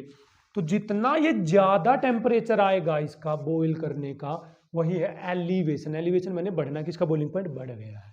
ठीक है? तो बताइए, प्योर का जो बॉइलिंग पॉइंट होगा, प्योर वाटर का या किसी का भी प्योर का, तो वो लिखा जाएगा टीबी नोट से। बट उसमें नॉन वोलेटाइल सोल्यूट डालने के बाद उसका जो वेपर वो सॉरी बॉइलिंग पॉइंट है वो लिखा जाएगा टीबी से। तो बताओ डेल्टा टीबी किसके इक्वल आ गया? अच्छा, 101 में से 100 घटा दो 1, 102 में से 100 घटा दो 1, तो क्या आ जाएगा बच्चे? टीबी माइनस में क्या आ जाएगा? TB naught. तो ये आ जाएगा delta TB, that is elevation in boiling point. ठीक है? अब हमें आपको पता होना चाहिए जो एलिवेशन इन बॉइलिंग पॉइंट है वो डायरेक्टली प्रोपोर्शनल होता है अमाउंट ऑफ सोल्यूट। अब बताओ, जितना ज्यादा मैं नमक डालूंगा तो पानी उतना ही ज्यादा टेम्परेचर पे बॉईल करेगा। 2 चम्मच डालूंगा तो और ज्यादा टेम्परेचर हो जाएगा, 3 डालूंगा तो और ज्यादा टेम्परेचर हो जाएगा। तो delta TB amount of salt पे डिपेंड कर रहा है, नहीं कर रहा है, अमाउंट ऑफ सोल्यूट पे। तो इसको मैं लिख सकता हूँ delta T B is directly proportional to m, molality. Molality क्यों लिया? क्योंकि मोलैलिटी टेम्परेचर इंडिपेंडेंट होती है। तो बच्चे बताइए यहाँ से डेल्टा टी बी, अब डायरेक्टली प्रोपोर्शनल को हटा दूँ तो मैं किसको ले आऊँ? के बी को। के बी इंटू में क्या आ गया हमारे पास? एम। ये जो के बी है ये इसको बोला जाता है मोलल एलिवेशन कांस्टेंट, एबिलियोस्कोपिक कांस्टेंट भी बोलते हैं इसको। क्या भी बोलते हैं? एबिलियोस्कोपिक कांस्टेंट भी इसको बोला जाता है, के बी। तो ये फॉर्मूला आ गया बच्चे। अब मोलैलिटी का फॉर्मूला आप पुट करिए, क्या होता है? मोलैलिटी क्या होती है बच्चे? Number of moles of solute divide by mass of solvent, वो भी किस में? केजी में। तो आगे से आप याद रखिए, जो सोल्यूट होगा उसका यदि मास लेना होगा तो आपको W2 लेना है, मोलर मास लेना होगा तो क्या लेना है? M2। बट सोलवेंट के लिए आपको जो उसका मास लेना है वो W1 लेना है। मतलब 1 यूज करना है आपको सोलवेंट के लिए, 2 यूज करना है आपको सोल्यूट के लिए। तो चलो फिर डेल्टा टीबी का फॉर्मूला निकालते हैं। Delta TB equal to K B. अब बताओ नंबर ऑफ मोल्स कैसे निकालते थे? Given mass divide by molar mass. Given mass किसका? सोल्यूट का। सोल्यूट का गिवन मास कितना है? W2। सोल्यूट का मोलर मास M2। सोलवेंट का मास W1। लेकिन किलोग्राम में लेना तो डिवाइड बाय 1000 और 1000 चला जाएगा ऊपर। तो ये फॉर्मूला आ गया बच्चे डेल्टा टीबी कैलकुलेट करने का। तो इस फॉर्मूले को तो भाई रट लो, जितने फॉर्मूले आए हैं अभी तक उनको तो रट लो। क्लियर है ना? क्या कर लो? रट लो। ठीक है? अभी 1000 तब यूज करना है आपको जब मास ऑफ सोलवेंट ग्राम्स में दे रखा होगा। किस में दे रखा होगा बच्चे? ग्राम्स में। क्लियर? चलिए अब ग्राफ बनाने की कोशिश करते हैं इसका एलिवेशन इन बॉइलिंग पॉइंट का क्या है। अब बताओ यहाँ पर क्या लेंगे बच्चे हम? प्रेशर। यहाँ पर लेंगे टेम्परेचर। अब बताओ किसी पार्टिकुलर टेम्परेचर पे सोलवेंट जो प्योर पानी था इसका वेपर प्रेशर क्या होगा? ज्यादा। और जो सोल्यूशन जिसमें नमक पड़ा हुआ है उसका वेपर प्रेशर क्या होगा? कम। तो ऊपर ले लेता हूं मैं सोल वाला वेंट, नीचे ले लेता हूं मैंने सोल्यू वाला सन। तो बताओ जैसे जैसे आप टेम्परेचर बढ़ाओगे तो जो वेपर प्रेशर है बच्चे वो धीरे धीरे धीरे धीरे धीरे धीरे धीरे इंक्रीज करेगा, नहीं करेगा? जैसे जैसे आप सोल्यूशन का भी टेम्परेचर बढ़ाओगे तो वो वेपर प्रेशर धीरे धीरे धीरे धीरे धीरे क्या करेगा? इंक्रीज। और मैंने कहा था कि बॉइलिंग पॉइंट क्या होता है? जब उसका वेपर प्रेशर एटमॉस्फेरिक प्रेशर के इक्वल आ जाए वो बॉइलिंग पॉइंट है। तो एटमॉस्फेरिक प्रेशर मान लेता हूँ मैं इतना, कि इतना एटमॉस्फेरिक प्रेशर है ATM। तो इसको मैं आगे ले जाऊँ, ये लो ये लो ये लो ये लो ये लो ये लो ये लो ये लो भाई, ये लो। इस पॉइंट पे सोलवेंट का वेपर प्रेशर ATM मतलब एटमॉस्फेरिक प्रेशर के इक्वल हो गया। तो ये जो पॉइंट है नीचे ले आओ, ये सोलवेंट का बॉइलिंग पॉइंट आ गया। तो सोलवेंट के बॉइलिंग पॉइंट को लिखा किसे जाएगा? TB नॉट से। TB not. क्लियर है? इस पॉइंट पे इस सोल्यूशन का वेपर प्रेशर किसके इक्वल हो गया? एटमॉस्फेरिक प्रेशर के इक्वल। तो ये जो पॉइंट आएगा बच्चे ये आएगा सोल्यूशन का बॉइलिंग पॉइंट, तो आ जाएगा ये TB। और ये जो गैप आएगा बच्चे ये किसके इक्वल आएगा? डेल्टा TB के इक्वल। किसके इक्वल आएगा? Delta TB equal. ये था ग्राफ हमारे पास एलिवेशन इन बॉइलिंग पॉइंट का। क्वेश्चन आएगा कि प्रेशर कुकर किस तरह से काम करता है। प्रेशर कुकर में प्रेशर बढ़ने से जो बॉइलिंग पॉइंट का एलिवेशन है वो बढ़ जाता है, मतलब एलिवेशन इन बॉइलिंग पॉइंट हो जाता है, जिसके कारण खाना जल्दी पक जाता है प्रेशर कुकर में due to elevation in boiling point. Clear है भाई कहानी यहाँ तक? हाँ जी सर बिल्कुल क्लियर है। तो चलिए नेक्स्ट पॉइंट की तरफ चलते हैं बच्चे। वो आता है डिप्रेशन इन फ्रीजिंग पॉइंट। क्या आएगा? Depression in freezing, freezing POINT। तो चलिए अब इसको ना जल्दी जल्दी करते हैं। अब क्या होता है कि जो ये प्योर पानी है बच्चे, ये फ्रीज होता है 0 डिग्री सेल्सियस पे, तो इसका प्योर का फ्रीजिंग पॉइंट, तो फ्रीजिंग पॉइंट मतलब TF0, फ्रीजिंग पॉइंट मतलब TF0। अब जैसे मैं इसमें नमक डालूंगा बच्चे, या कुछ भी डाल दो आप नॉन वोलेटाइल सॉल्यूट, जरूरी नहीं है नमक डालना, ठीक है। अब ये क्या करेगा बच्चे हमारे पास, ये जो इसका फ्रीजिंग पॉइंट है कम हो जाएगा, क्या हो जाएगा, कम। अब ये 0 की बजाय ना माइनस में जाकर फ्रीज होगा, -5 पे या -10 पे, तो ये जितना कम हुआ है ना, इसको कहा जाता है डिप्रेशन। डिप्रेशन मतलब कम होना। तो बताइए इस फ्रीजिंग पॉइंट को क्या बोला जाएगा अब आगे से, TF। तो बताइए डेल्टा TF किसके को आ गया बच्चे, बताओ, ज्यादा तो ये है, तो TF0 में से कम घटाना है, तो क्या घटाओगे आप, TF घटाओगे। फिर वही कहानी आ जाएगी बच्चे, बताइए डेल्टा TF किस पे डिपेंड करेगा, number of moles of salt पे या सोल्यूट पे, तो आ गया मोलैलिटी। मोलैलिटी क्यों ले रहे हैं, क्योंकि टेम्परेचर इंडिपेंडेंट होती है। तो डेल्टा TF किसके को आ जाएगा बच्चे, फिर से वही रटी पटी कहानी, KF इंटू में क्या आ जाएगा बच्चा, M आ जाएगा। तो फिर से वही बच्चे, KF जो है ये क्या कहलाता है, मोलल फ्रीजिंग कांस्टेंट, या इसको क्रायोस्कोपिक कांस्टेंट भी बोलते हैं, क्या भी बोलते हैं, क्रायोस्कोपिक कांस्टेंट भी इसको बोला जाता है। अब मोलैलिटी की वैल्यू पुट कर दो, थोड़ी देर पहले बताइए बच्चे आपको, याद करो KF that is given mass divide by molar mass given mass of solvent into में हो जाएगा थाउ वाला जेंड मतलब 1000, ये फॉर्मूला आ गया डेल्टा TF का, डिप्रेशन इन फ्रीजिंग पॉइंट का। क्लियर है। अब ग्राफ की तरफ आ जाए बच्चे, उससे पहले हमें फ्रीजिंग पॉइंट सीखना पड़ेगा क्या है। ऐसा पॉइंट जहां पर लिक्विड स्टेट और जो सॉलिड स्टेट है उन दोनों का वेपर प्रेशर इक्वल हो जाए, वो पॉइंट कहलाता है फ्रीजिंग पॉइंट। ऐसा टेम्परेचर जहां पर किसी के लिए लिक्विड स्टेट का और सॉलिड स्टेट का जो वेपर प्रेशर वो सेम हो जाए, तो वो कहलाता है उसका फ्रीजिंग पॉइंट।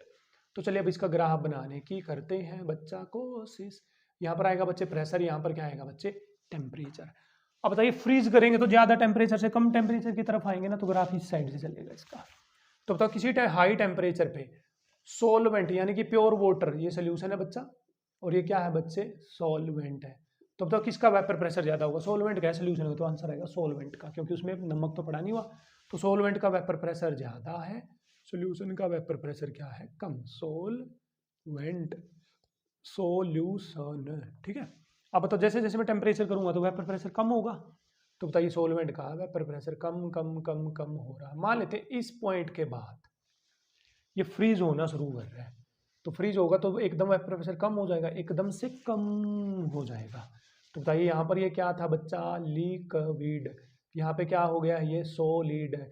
और इस पॉइंट पे लिक्विड और सॉलिड दोनों एग्जिस्ट कर रहे हैं, तो इनका वेपर प्रेशर सेम होगा। तो इस नीचे इसको ले आते हैं नीचे, तो ये आ गया बच्चे प्योर सोलवेंट का vapour pressure that is freezing point that is TF0। अब सोल्यूशन को भी तो लेकर आओगे तुम लोग, सोल्यूशन का भी वेपर प्रेशर धीरे धीरे धीरे धीरे धीरे धीरे धीरे धीरे कम हो, ये यहाँ आकर फ्रीज हो रहे हैं। कहाँ आकर फ्रीज हो रहे हैं, यहाँ पर आकर, ठीक। तो इसका जो फ्रीजिंग पॉइंट है वो आ जाएगा बच्चे TF। तो बताइए जो गैप आया है बच्चे, क्या आया है, डेल्टा TF, क्या आया, डेल्टा TF। यहाँ पर क्या क्वेश्चन बनेगा, आपसे पूछेंगे कि ओशियंस जो समुद्र है ये फ्रीज क्यों नहीं होते। अब समुद्र में आप सोचो नॉर्मल पानी तो कितने पे फ्रीज होना चाहिए, 0 पे, लेकिन समुद्र के पानी में तो नमक होता है, तो नमक है तो वो और भी ज्यादा नीचे जाकर जमेगा, -5 में, -10 में। तो आप ये घर पे प्रैक्टिकली कर सकते हैं। फ्रीजर जो आपके घर पे है, जो फ्रीज, उसके अंदर आप पानी में नमक डालकर देख लो, देखना उसकी बर्फ आसानी से नहीं बनेगी। तो यह डिप्रेशन इन फ्रीजिंग पॉइंट कहाँ यूज हो सकता है, डिप्रेशन इन फ्रीजिंग पॉइंट पहाड़ों में, जैसे आप सड़क पे नमक छिड़क दो तो उससे क्या हुआ, वहां पर जो पानी आएगा वो नमक के अंदर घुल जाएगा, तो फ्रीज नहीं होगा वो, क्यों, उसका फ्रीजिंग पॉइंट क्या हो जाएगा, कम। क्या डालने के कारण, नमक डालने के कारण। तो चलिए भाई ये याद रखना है, ठीक।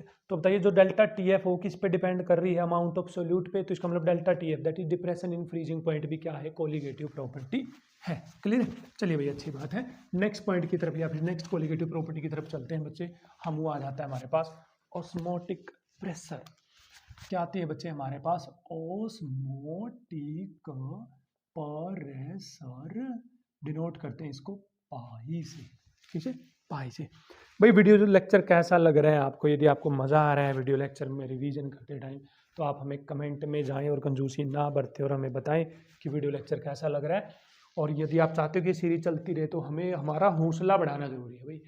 एक टीचर के लिए जो मोटिवेशन होता है ना, वो होता है कि उनके बच्चों को अच्छे से समझ में आ रहा है या नहीं आ रहा है। तो यदि आप चाहते हैं कि हम और भी अच्छे से पढ़ाएं और अच्छी अच्छी वीडियोज़ आपके लिए लेकर आएँ, तो आपका ज़रूरी है कमेंट सेक्शन में जाकर ये कहना, ये बोलना कि सर लगे रहिए आप, है ना। तो चलिए भाई ऑस्मोटिक प्रेशर पे आते हैं। कहाँ आते हैं? ऑस्मोटिक प्रेशर पे। तो सुनिए भाई ध्यान से समझिए क्या होगा। यदि मैं कहूँ यहाँ पर आपको ये छोटे छोटे होल्स हैं इसके अंदर, इधर मैंने डाल दिया रेड कलर का सोल्यूशन और इधर डाल दिया मैंने पानी, और अब मैं इन होल्स को ओपन कर दूं थोड़ी देर के लिए, तो बताओ थोड़ी देर में क्या होगा? रेड कलर इधर चला जाएगा, पानी इधर, रेड इधर, रेड इधर, थोड़ी देर में दोनों साइड लाइट रेड रंग आ जाएगा। कैसा कलर आ जाएगा बच्चे? दोनों साइड लाइट रेड।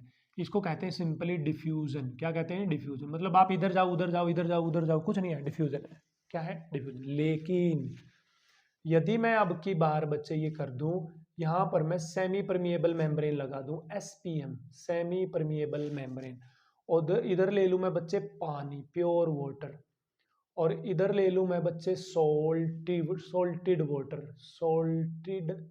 वाटर, मतलब पानी में नमक डालकर ले लूं। अब क्या हुआ? देखिए सेमी परमिएबल मेम्ब्रेन क्या करती है, सुन लो मेरी बात को।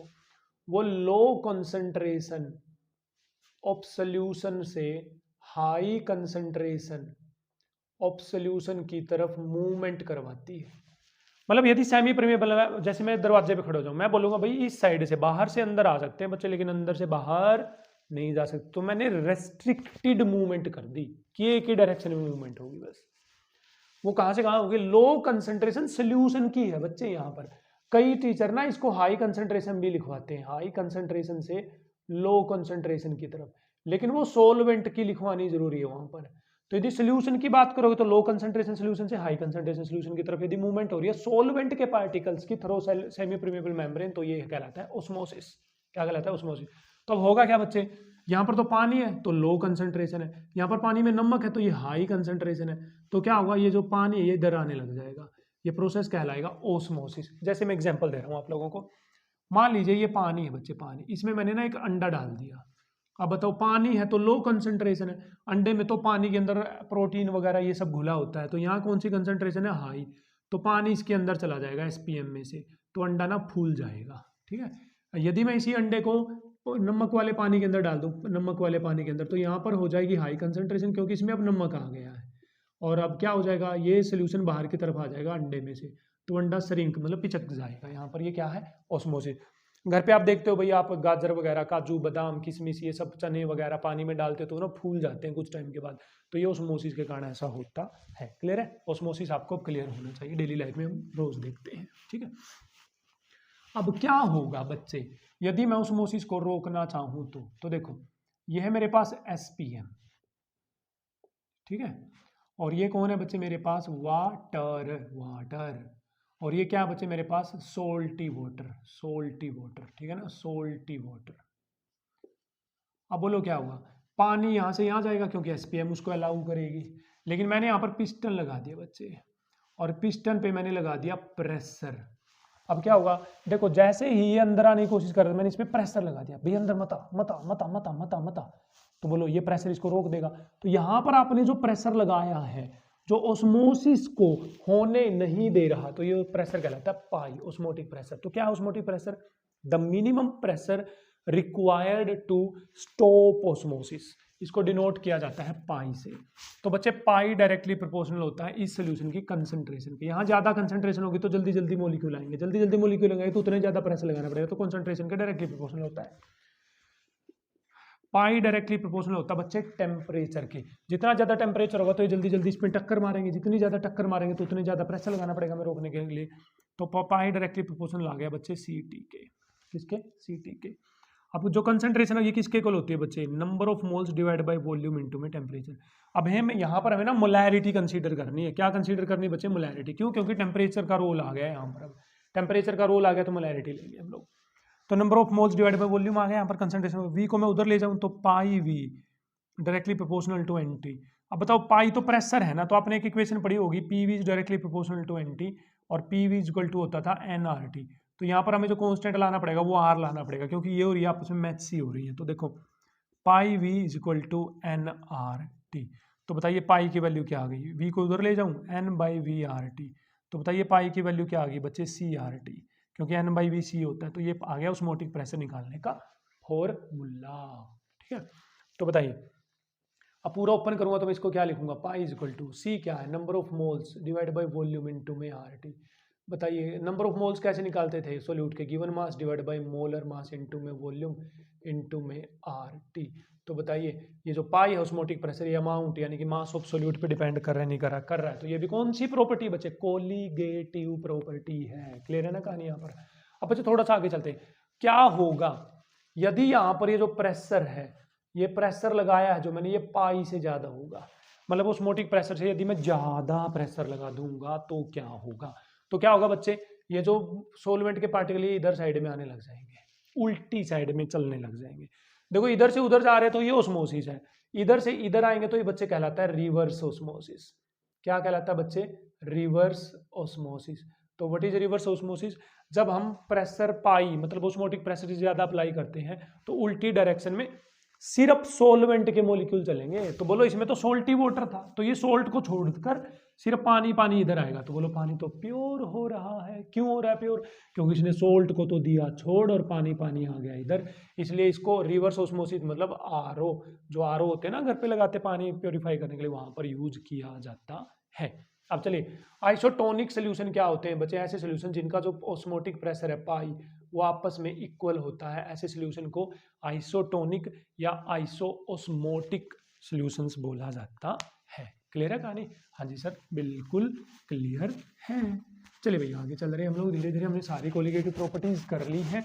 सभी कोलिगेटिव प्रॉपर्टीज का जो फॉर्मूला एक बार मैं यहाँ पर लिख रहा हूँ, पहला था बच्चे RLVP का फॉर्मूला, RLVP फॉर्मूला था बच्चे पी नोट ए माइनस में P A divide by P note A is equal to x B mole fraction of P.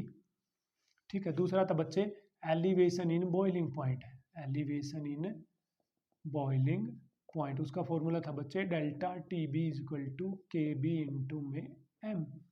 Clear है ना कहानी बच्चे, हाँ जी सर।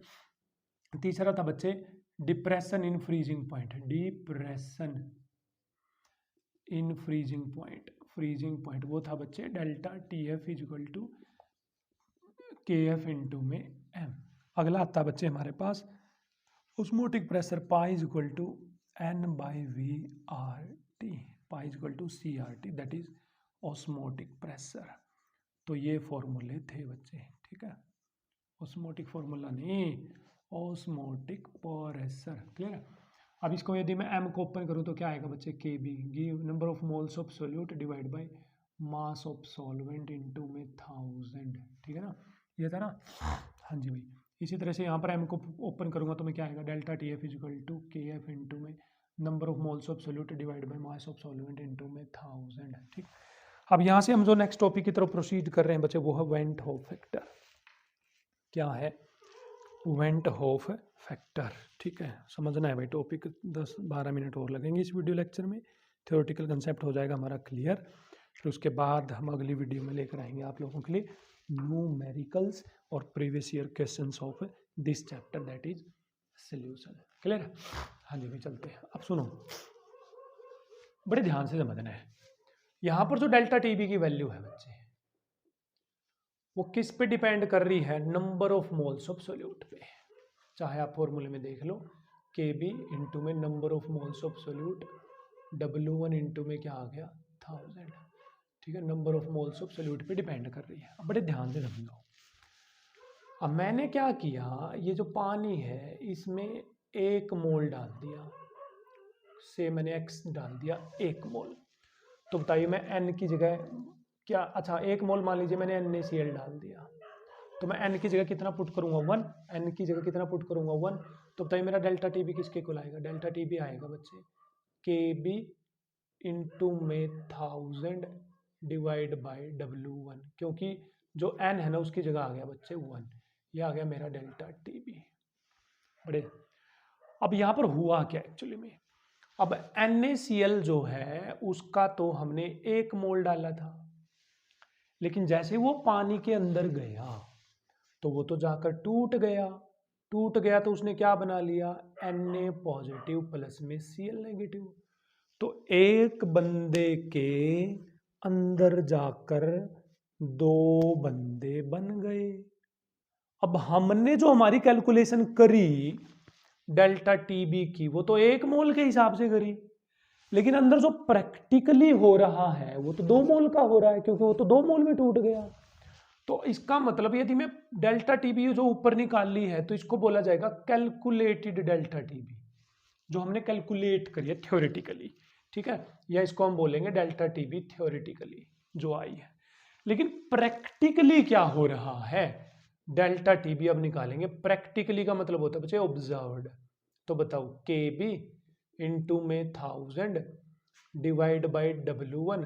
तो बताओ अब नंबर ऑफ मोल्स इसके कितने बन गए, 1 मोल इसका 1 मोल इसका, तो कितने मोल बन गए बच्चे 2। कितने मोल बन गए 2, ठीक है। तो बताओ प्रैक्टिकली आंसर किस मोल किसके हिसाब से आएगा, 2 मोल के हिसाब से। थ्योरेटिकल आंसर किसके हिसाब से आएगा, 1 मोल के हिसाब से। तो इसका मतलब हमारी तो कोलिगेटिव प्रॉपर्टी में गड़बड़ आएगी, आएगी नहीं आएगी, हाँ सर ये तो आएगी बिल्कुल।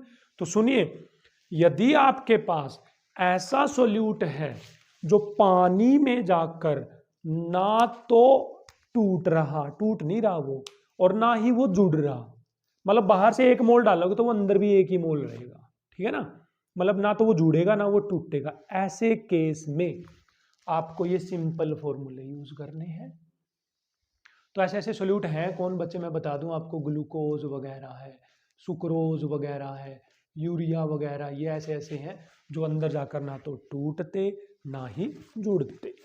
बट यदि आपका सोल्यूट टूट रहा है तो गड़बड़ आएगी, यदि आपका सोल्यूट जुड़ रहा है तो भी गड़बड़ आएगी। तो ऐसे केस में जहां पर सोल्यूट या तो डिसोसिएट हो रहा है या एसोसिएट हो रहा है, वहां पर जरूरत पड़ेगी हमें वेंट होफ फैक्टर आई की।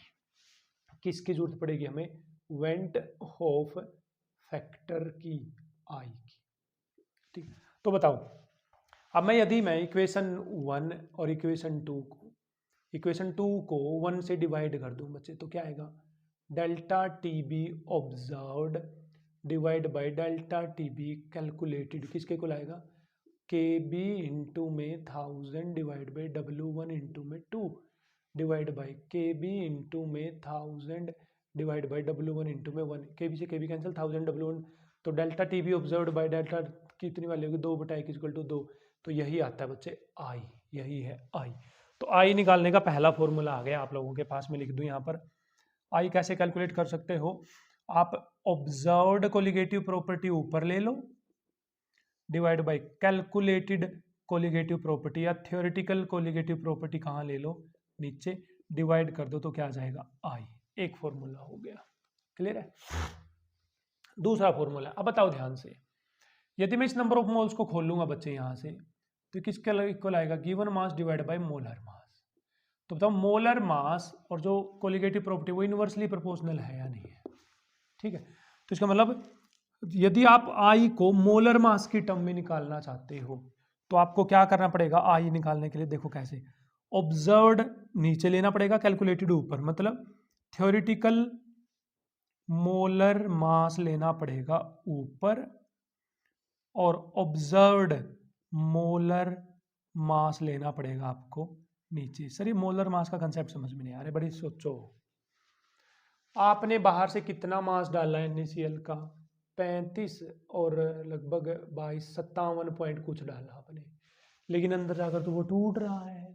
इसका मास भी कम हो गया टूटने के बाद और इसका मास भी कम हो गया टूटने के बाद, तो इसको बोला जाता है ऑब्जर्व्ड मोलर मास या फिर अब नॉर्मल मोलर मास। कौन सा, अब नॉर्मल मोलर मास। तो यदि आई निकालना है तो ऑब्जर्व्ड कोलिगेटिव प्रॉपर्टी ऊपर रखो, कैलकुलेटेड नीचे। आई निकालना है तो थ्योरेटिकल मोलर मास ऊपर रखो, ऑब्जर्व्ड मोलर मास नीचे रखो। दो तरीके हैं आई निकालने के। और फिर आता है तीसरा तरीका, वो आता है कि आपको पता हो डिग्री ऑफ डिसोसिएशन कितनी है। तो चलते हैं अब हम लोग आगे, क्लियर है। तो चलिए अब हमारे पास मैं यहाँ पर 3 केस बना रहा हूँ बच्चे। पहला केस ना एसोसिएशन हो रहा है ना ही क्या हो रहा है डिसोसिएशन, मतलब केस है बच्चे सिंपल। ऐसे केस में जो आई हमेशा रहेगा वो रहेगा 1। क्या रहेगा, आई हमेशा 1। जैसे ये फॉर्मूला यूज करेंगे ना, या तो आई की जगह 1 पुट करता है, हर जगह 1 1 1 1 1। बट यदि मैं ले लूं बच्चे डिसोसिएशन का केस, तो पहला आता है बच्चे यदि हो रहा है कंप्लीट डिसोसिएशन, मतलब 100% कोई चीज टूट रही है। कितनी परसेंट? 100%। जैसे 100 मॉलिक्यूल पानी में डाले, 100 के 100 टूट गए, 200 डाले, 200 के 200 टूट गए, तब की बात है।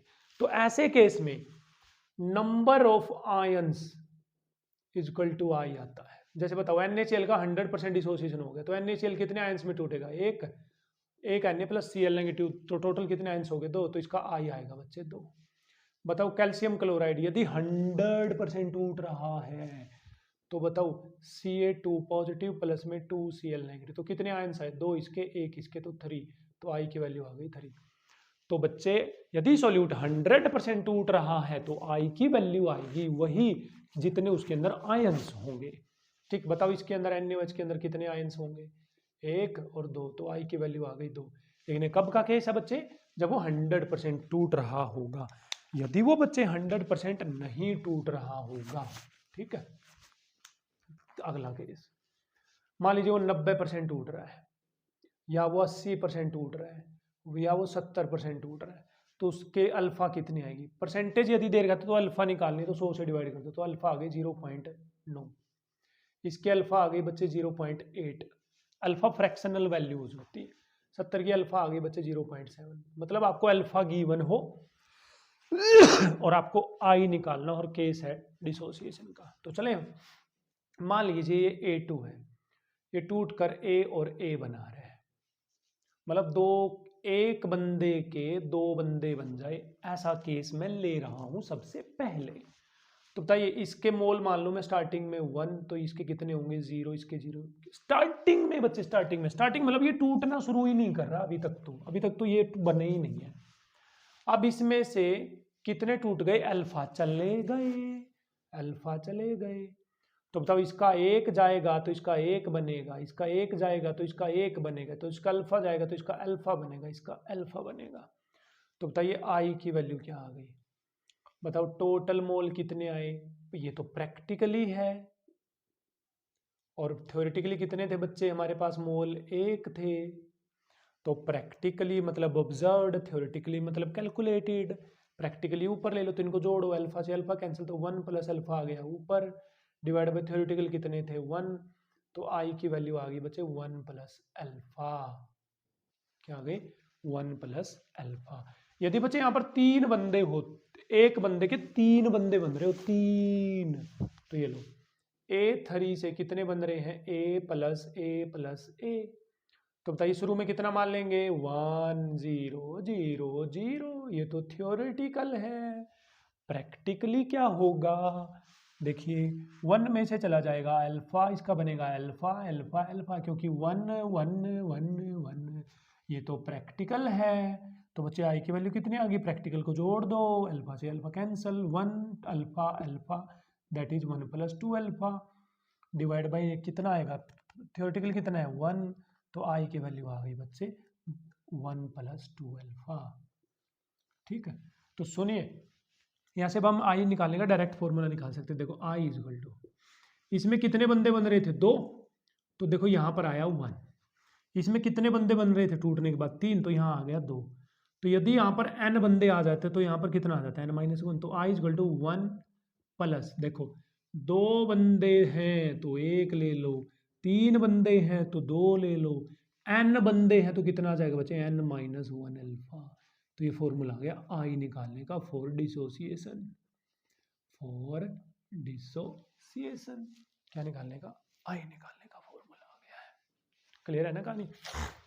तो आई जहां पर n क्या है? Number of ions.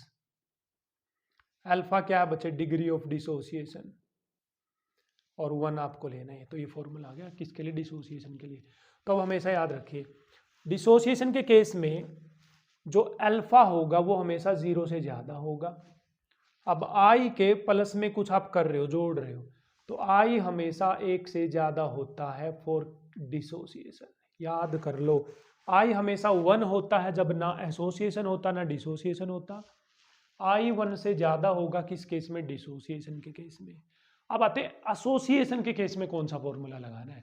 जब 2 बंदों के 1 बंदे बन रहे, तो देखो कितना आसान बना रहा हूं भाई मैं आपके लिए इस फॉर्मूले को। देखो आई को आई लिख दो, 1 को 1 लिख दो, अब n की जगह मैं क्या पुट कर दूं 1/n, बस 1/n, बस कहानी खत्म, खल्लास हलवा, -1 इंटू में अल्फा। तो ये फॉर्मूला अप्लाई करना है जब आपको एसोसिएशन लग रहा हो।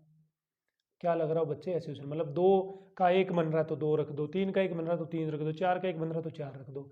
तो ये फॉर्मूला याद करो, ये फॉर्मूला याद करो। तो बताइए डिसोसिएशन के केस में आई 1 से ज्यादा रहेगा, इसको याद ऐसे रखो, आई मैंने मैं, और जब मैं मतलब घमंड आदमी में बढ़ जाता है तो वो टूट जाता है। मतलब जिसमें आई बढ़ जाएगा, एक से ज्यादा हो जाएगा तो वो टूट मतलब डिसोसिएट हो जाएगा, उसमें डिसोसिएशन होगा। और बट आई जिसमें कम हो जाता है, मतलब मेरे में घमंड नहीं है, आई मेरे में अंदर कम है, मैं मेरे अंदर कम है, तो मैं लोगों को जोड़ कर रखूंगा, तो ऐसे केस में एसोसिएशन होगा। तो आई लेस देन 1 होगा in case of association, and I will be equal to 1 in simple cases. इसको ना ऐसे समझो, थोड़ा सा मैं एक जनरल एग्जांपल दे दूं।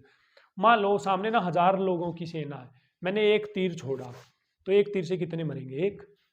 लेकिन मेरे दूत ने इन्फॉर्मेशन दी कि वहां तो ना 2 बंदे मर गए आपके तीर से, तो मैं सरप्राइज यहाँ पर भी 2 बंदे कैसे मर सकते हैं एक तीर से? तो किसी ने मेरे को जवाब दिया उस एक तीर के आगे चलकर 2 तीर बन गए, वो 2 तीर में टूट गया। तो बताओ थ्योरेटिकली मैं क्या सोच रहा था, एक बंदा मरा है वहां पर, बट प्रैक्टिकली कितने बंदे मरे? 2। क्यों? क्योंकि मेरे तीर का क्या हो गया? डिसोसिएशन। अब इससे दूसरा केस, यदि मैंने यहाँ से तीर छोड़े 2, तो मैं सोच रहा हूँ कि 2 मरेंगे, ये मैं थ्योरेटिकल सोच रहा हूँ, बट मेरे किसी ने इन्फॉर्मेशन दी वहाँ तो एक ही बंदा मरा है, तो इसका मतलब मेरा तीर वहाँ पर जो 2 थे वो जुड़कर एक बन गए, तो ये है एसोसिएशन।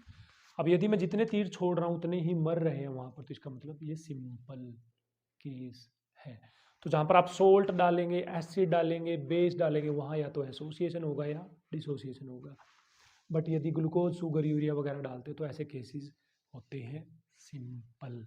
क्लियर है कहानी भाई? ठीक है, अच्छी बात है, आपको क्लियर है।